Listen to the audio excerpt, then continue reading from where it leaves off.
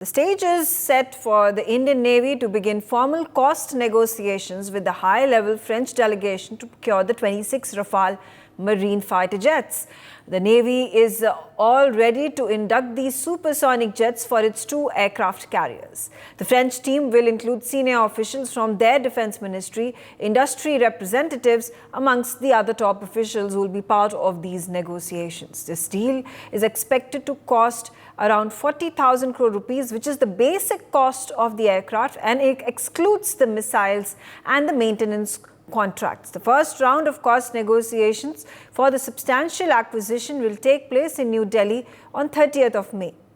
It has been reported previously that it was in July last year, during the time when Prime Minister Narendra Modi's visit to Paris, that the Defence Acquisition Council had approved the procurement of the 26 Rafale Marines. Let's start my conversation. And Major General Dhruv Katoch, a response from you with regards to the next step, and it is a natural progression that we have gotten the Rafale deal that was done between the government of India under the BJP, under Prime Minister Narendra Modi, and under President Macron from France. It is only natural for India to take the next step. It is the Indian Navy that is going to be benefiting from these 26 Rafale Marines, not to mention the cost reductions that come with the interoperability and the capability that both the Rafale jets and the Rafale Marines will have once India procures them. Yes, Megha, I think that's very, very correctly put. Now, when we initially bought the Rafales, there was a very serious operational requirement at that point of time. Especially in relation to the Tibetan Plateau, where it was essential to have a modicum of air superiority over what the Chinese could produce over that area. Now, when we bought those 26 aircraft, a deal which again had been delayed for a period of 10 years, from 2004 to 2014, that delay had taken place, but then it was executed very quickly. Now, in furtherance of that, when the Navy gets the Rafale N, the naval version of it, there will be a certain commonality. At least 80% of the spare of the parts per se will be common, and as far as maintenance and other issues are concerned, there will be commonality. So to that extent, the costs come down. But I presume that the weapon systems which they will have, that they'll be different. It'll be configured basically to naval requirements, and what those configurations will be, that will be decided by the Indian Navy. But it will add, with these, the Rafales will add a distinct edge to our naval operations as far as our carriers are concerned. As of now, the carriers are carrying the MiG-29K. The HAL Tejas is also under trial there, the naval version of it. But I think a combination of all these aircraft, they may actually be utilized in the aircraft carriers which has already been manufactured, the indigenous one, and in the subsequent year, the new aircraft carriers which are going to come. I'm not sure if there's any transfer of technology being carried out as far as the Rafale is concerned, but I presume that if you go further, say 3 to 5 years down the line, and we buy more Rafales, then possibly the technology transfer element will also come in. But in my view, I think this is a very positive step. It is good for the Indian Navy, and it is good for the country. Megha. Right. Absolutely. An important point raised by Major General Dhruv Katoch and Commodore Anil Jaisingh about this deal that is now going to be fructified as months pass by. Negotiations for cost have already been indicated that they are going to start. And the point that was raised by Major General Dhruv Katoch, that at this time the transfer of technology has still not been negotiated upon, whether it is about the Rafale jets or we talk about the Rafale Marines. So can it be on the anvil that there will be transfer of technology, as have been the negotiations that have been done by India, by the Defense Ministry with the United States defense companies when they are coming in and doing the transfer of technology for making India self-sufficient? Well, marine jets are concerned, which are coming through the aircraft carrier, the Rafale M.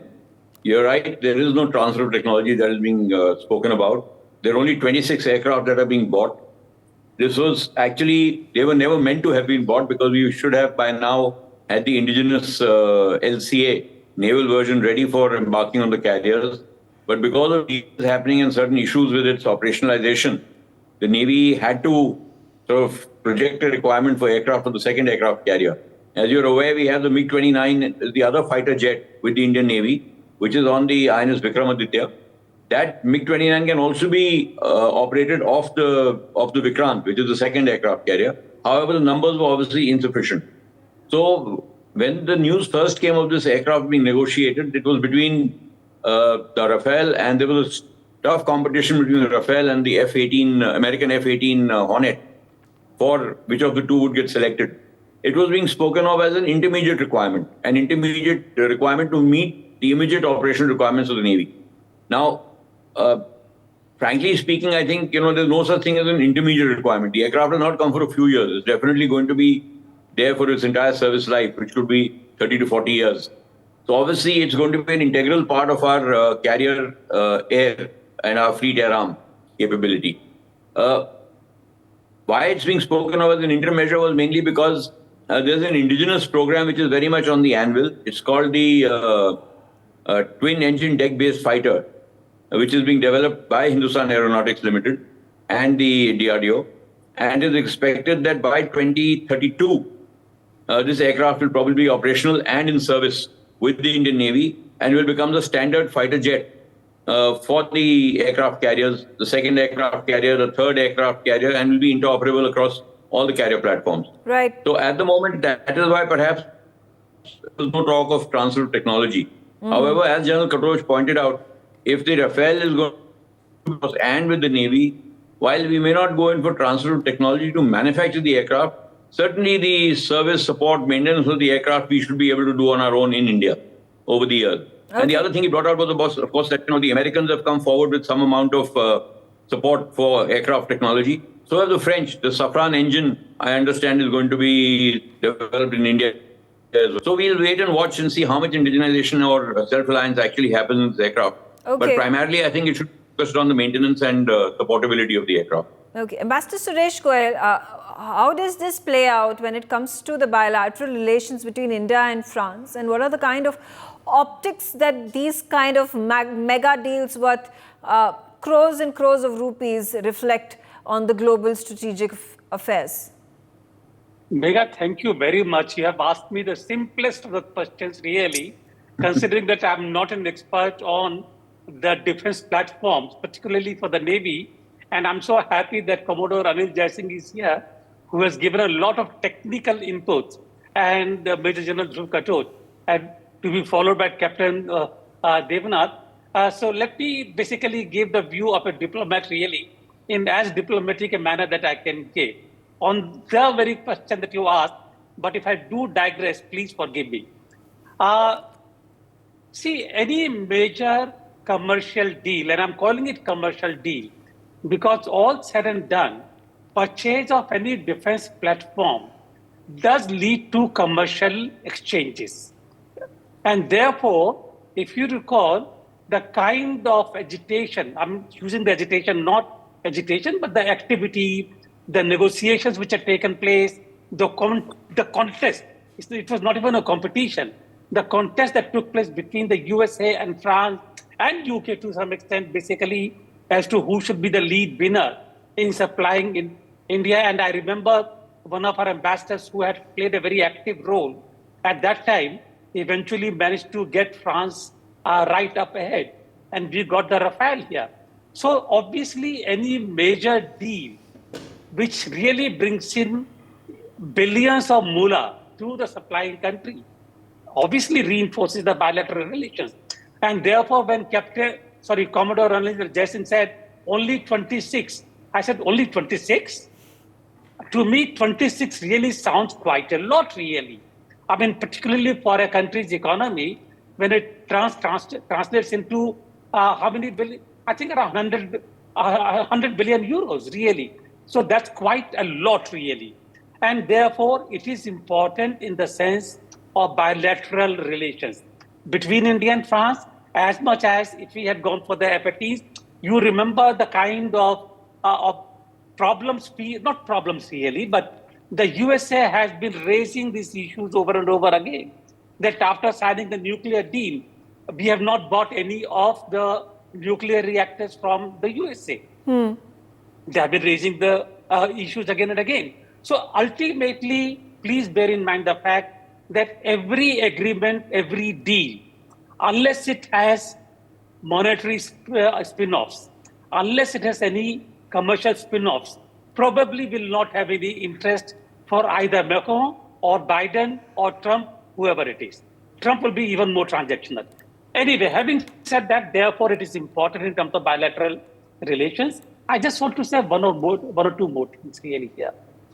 I do think that if we are going to go for a single company product, the salt in this case, we could have probably gone for a combined deal and probably got much more in return than what we have got now. Probably. I'm not an expert, as I said, so the experts should be able to comment on that. But I think if I go to the market, if I buy more, I ask for a better deal, number one. Number two, transfer of technology is a huge issue here. Unless we are able to really, and Prime Minister Modi, if he comes back as a Prime Minister again, he obviously make in India. Transfer of technology is a huge issue. Unless we are able to combine with the transfer of technology now, even if we are making our own aircraft, I think by the time we get to the aircraft like Rafale M for our second aircraft carrier, it's going to take a long time really to have that kind of weapon carrier.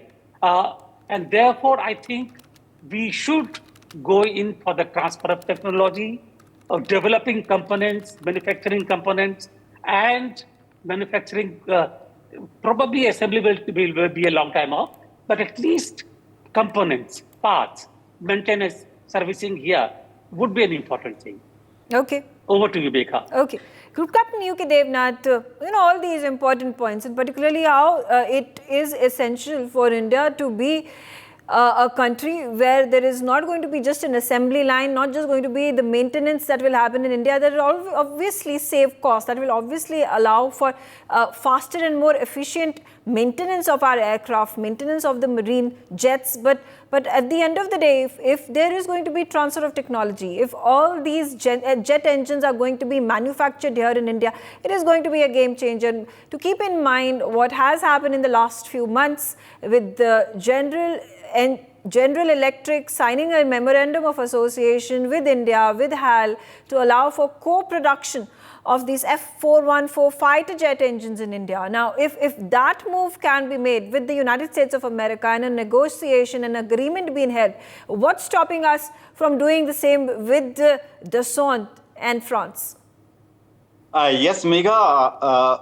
HAL and DRDO and Government of India are on the same page as far as considering future manufacturer of Rafale, or at least some components of Rafale in India. It has to be understood that this particular aircraft has been indoctrinated into Indian Air Force, and we have already set up maintenance facilities for Indian Air Force Rafale aircraft. A huge amount of input and expenditure has gone towards import of tools, testers, calibration equipment, test benches, ground support equipment. Indian Air Force definitely will be sharing most of them with Indian Navy. That should bring down the operational costs. One big factor remains whether India wants to manufacture these French aircraft like Rafale in India. Megha, it is more of a political decision. Why I am saying so? Because HAL presently is totally bogged down with the maintenance of Sukhoi 30 for next 30 years. Similarly, HAL is totally up to the neck deep as far as Tejas 1, Tejas 1A and Tejas Mark II development is considered. The remaining concentration of HAL and DRDO is totally absorbed in what is called twin engine deck-based fighter aircraft, which will be spin-off of Tejas 2 and married with American GE F414 engine. Now, is a huge investment. In case some production facility has to be set up, then HAL will probably need an additional investment of anything upwards of 50,000 crore. So it is a political decision which has to be taken. It will be economic only if India imports a few more squadrons of Rafale for Indian Air Force and Indian Navy. Yes, Megha? Okay.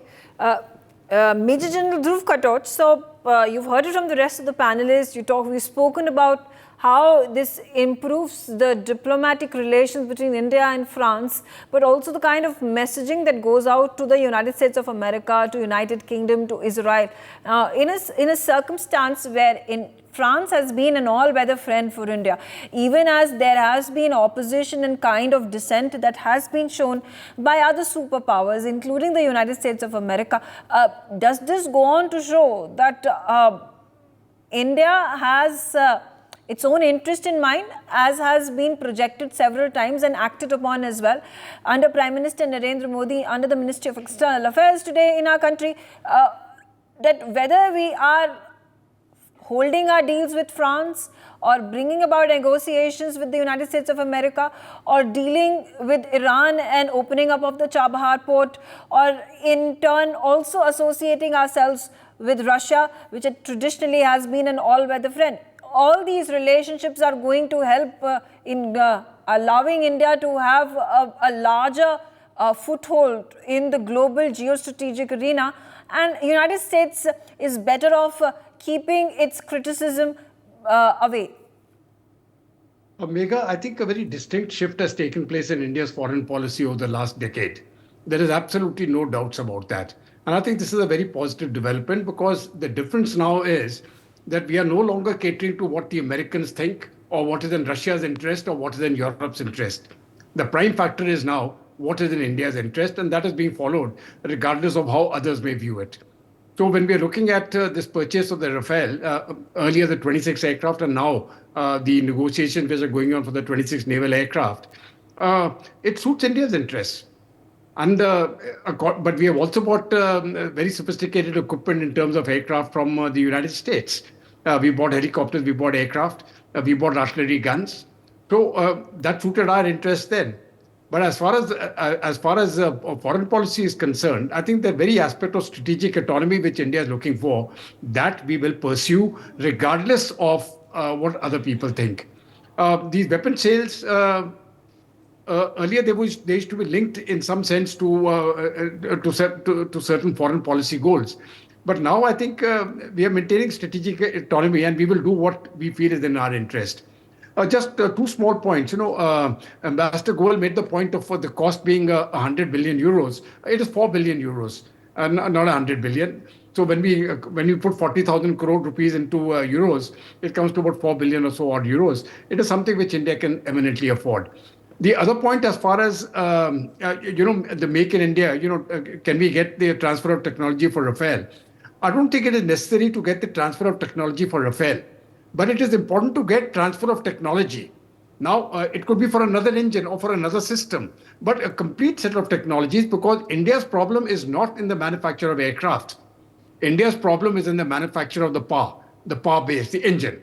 And I think if we can get that transfer of technology into our systems, it'll certainly assist the Tejas program, the future Tejas programs, but more importantly, the AMCA program, which is also on the board.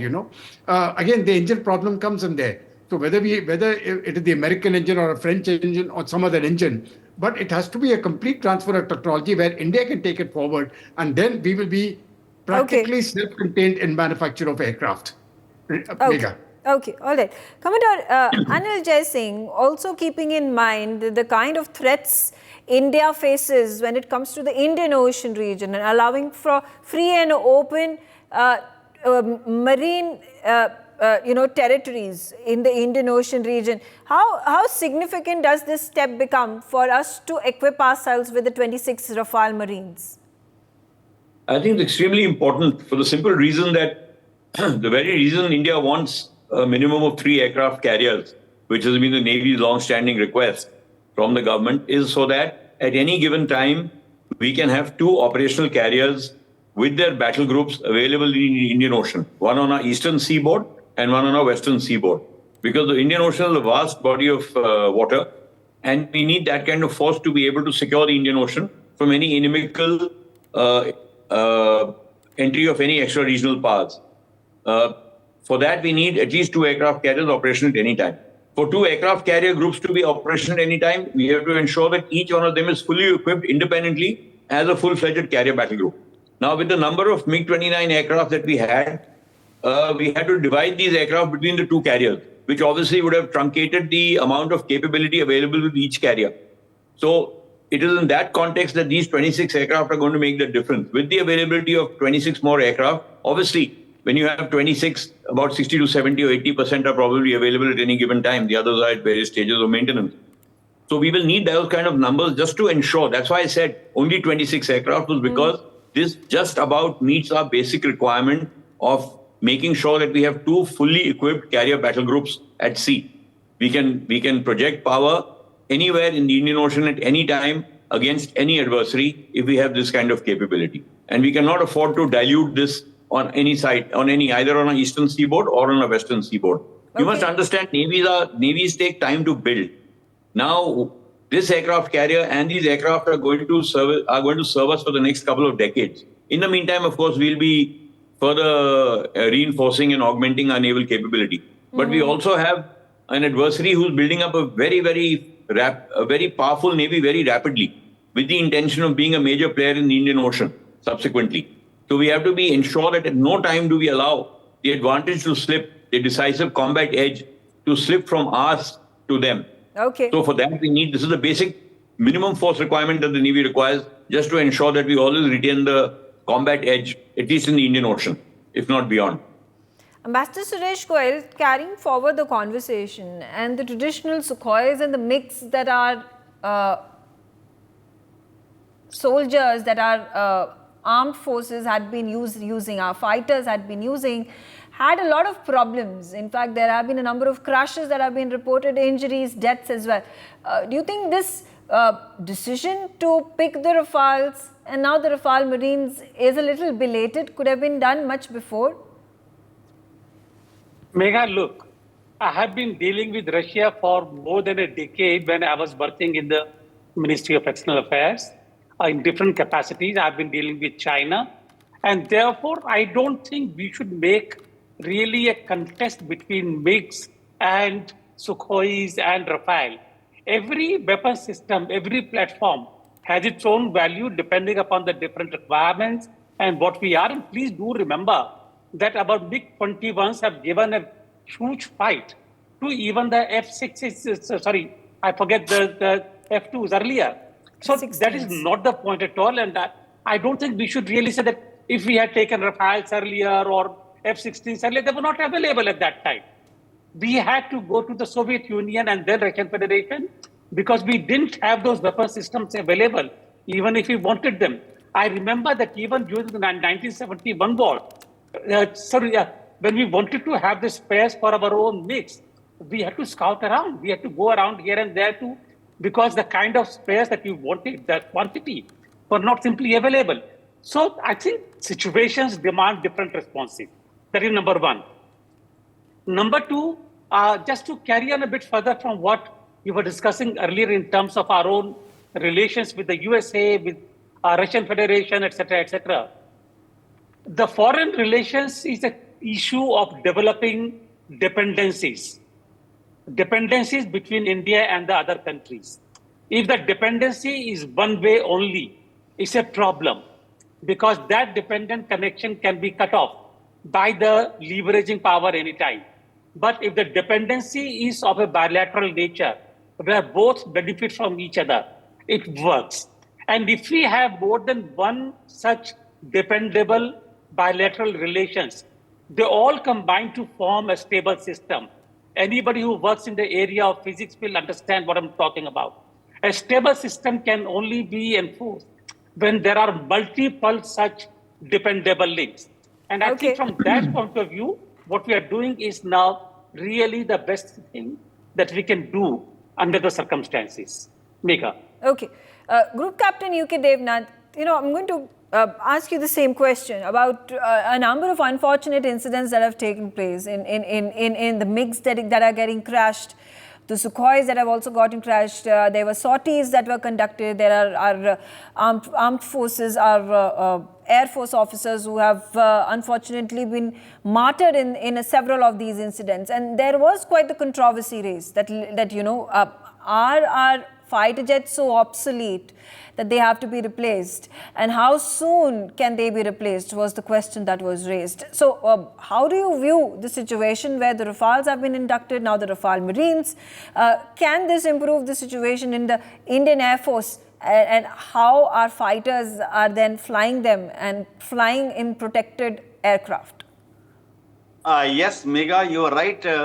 Absolutely right. Indian Air Force follows the motto that even one accident is one too many, and even one fatal accident is just too much.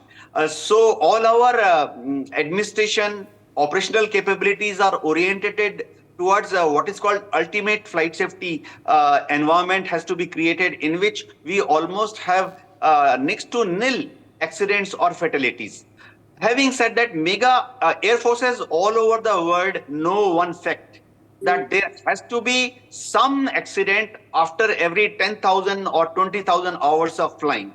I was myself a fighter pilot, flew MiG-23, and I can say that all commanders, all engineers, technicians of Indian Air Force, Indian Navy, for that matter, Indian Army Aviation, also takes every precaution to ensure that there is no accident. But we cannot blame the aircraft itself at all times. There are accidents which are due to what we call pilot error. A crew sometimes is just overwhelmed by the local situation prevailing at that time. They may be what is called bad weather. In hills, especially in monsoon season, when there is too much of rain, cloud, dust, mist, weather phenomena causes accidents. Inherently, Air Force flying all over the world, not only in Indian Air Force, other Air Force are inherently dangerous. A pilot has to do low flying, close to the ground, in between mountains, valleys. He has to fly through in between vertical obstructions during dark night phase. The pilot has to dive towards the ground and then pull out at last moment after delivering his weapons. So accidents will take place. Okay. The endeavor is made so that these are minimized. You cannot eliminate them in toto. Yes, Megha?